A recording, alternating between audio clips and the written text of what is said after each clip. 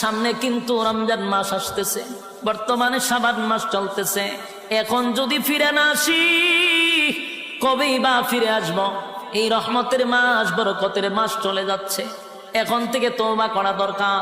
আল্লাহ আপনার হুকুম যা লঙ্ঘন করছি, তাম জিন্দেগির গুনার বোঝা মাথায় লইয়া নজরুলের রহমতের সময় যদি চোখের পানি গুলো ছেড়ে দিয়া কান্দেন আর বলেন, মালিক জীবনের সব গুনার উপরে লজ্জিত, আল্লাহ এতদিন আপনার হুকুম পালন করি নাই, আল্লাহ শয়তানের ওয়াসওয়াসায় পড়ে করছি গো, আপনি মাফ করে দেন। চোখের পানিগুলো ছেড়ে দিয়া যদি আল্লাহর দরবারে আপনি দরখাস্ত করেন, আমার আল্লাহ বলেন, বান্দারে যৌবনকালে যদি একবার ডাক দেস, আমি 70 বার বান্দা তোর ডাকে জবাব দিই।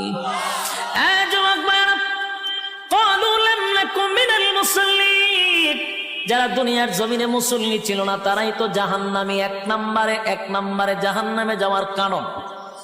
আল্লাহর নবী বলেন, উম্মতেরারে হাশরের মাঠে যদি হিসাব হয়, আউয়ালু মা ইউহাসাবু বিহিল আবদু ইয়াউমাল কিয়ামাতিস সালাহ, কিয়ামতের ময়দানে সর্বপ্রথম হিসাবটা